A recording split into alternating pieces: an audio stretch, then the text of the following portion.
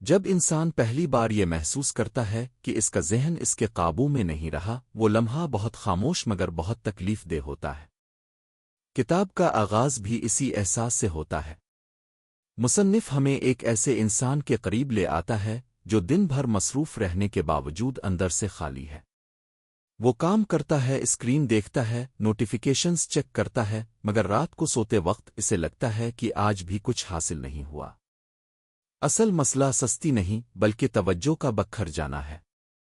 یہاں سے کتاب ہمیں یہ سچ دکھاتی ہے کہ فوکس کوئی قدرتی صلاحیت نہیں بلکہ ایک ایسی مہارت ہے جو آتو تربیت پاتی ہے یا آہستہ آہستہ مر جاتی ہے۔ مصنف بتاتا ہے کہ جدید دنیا میں سب سے قیمتی چیز وقت نہیں بلکہ توجہ ہے، کیونکہ وقت سب کے پاس برابر ہے مگر توجہ ہر کسی کے پاس نہیں۔ وہ ہمیں یہ احساس دلاتا ہے کہ ہم اپنی زندگی کے اہم فیصلے بھی ایک منتشر ذہن کے ساتھ کر رہے ہیں، اور یہی وجہ ہے کہ ہمیں اکثر اپنی ہی زندگی اجنبی لگنے لگتی ہے۔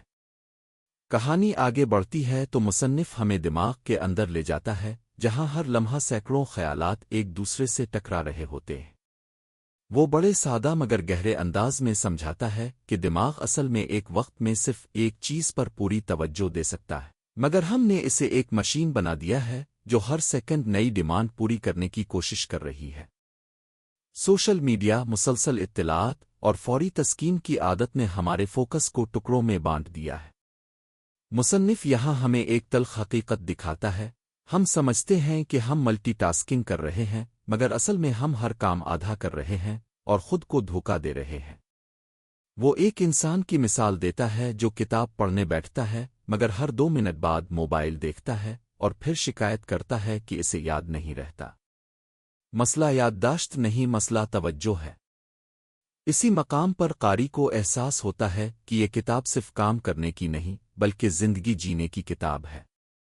آہستہ آہستہ بیانیہ ہمیں اس نقطے تک لے جاتا ہے جہاں فوکس کو ایک طاقت کے طور پر پیش کیا جاتا ہے۔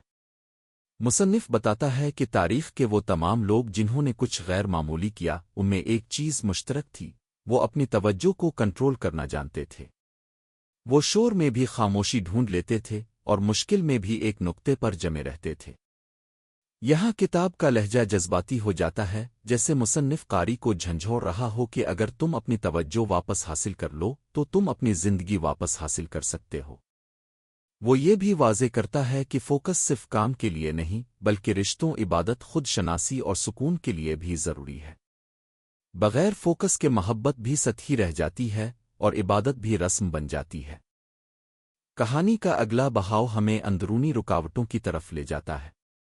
مصنف بتاتا ہے کہ اصل دشمن باہر نہیں بلکہ اندر ہے۔ بے چینی، خوف، خود پر شک اور مسلسل خود کو دوسروں سے موازنہ کرنا ہماری توجہ کو اندر ہی اندر کھا جاتا ہے۔ وہ ایک ایسے انسان کی تصویر بناتا ہے جو کسی کام پر توجہ دینا چاہتا ہے مگر اس کے ذہن میں بار بار ناکامی کا خوف آ جاتا ہے اور یہی خوف اسے بار بار بھٹکا دیتا ہے۔ یہاں مصنف ایک نہایت اہم بات کہتا ہے۔ فوکس کا مطلب یہ نہیں کہ خیالات آنا بند ہو جائیں، بلکہ فوکس کا مطلب یہ ہے کہ ہم یہ سیکھ لیں کہ کن خیالات کو اہمیت دینی ہے اور کن کو جانے دینا ہے۔ یہ جملہ قاری کے دل میں اتر جاتا ہے کیونکہ یہ آزادی کا احساس دیتا ہے۔ بیانیہ مزید گہرا ہوتا جاتا ہے اور اب بات صرف توجہ کی نہیں بلکہ نظم و ضبط کی ہو جاتی ہے۔ مصنف دکھاتا ہے کہ فوکس اور نظم ایک دوسرے سے جدا نہیں۔ وہ ہمیں یہ حقیقت سکھاتا ہے کہ موٹیویشن عارضی ہوتی ہے مگر فوکس عادت سے بنتا ہے۔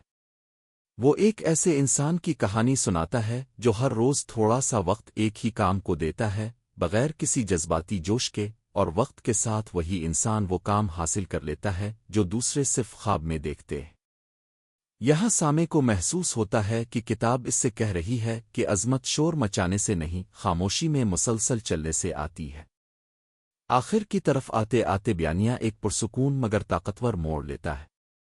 مصنف بتاتا ہے کہ جب انسان اپنی توجہ کو قابو میں کر لیتا ہے تو اس کی زندگی آہستہ آہستہ سادہ ہونے لگتی ہے۔ غیر ضروری چیزیں خود بخود چھٹنے لگتی ہیں، فیصلے واضح ہونے لگتے ہیں اور دل کا بوجھ ہلکا ہو جاتا ہے۔ وہ ہمیں یہ احساس دلاتا ہے کہ فوکس صرف کامیابی کا ذریعہ نہیں بلکہ ذہنی سکون کی کنجی ہے۔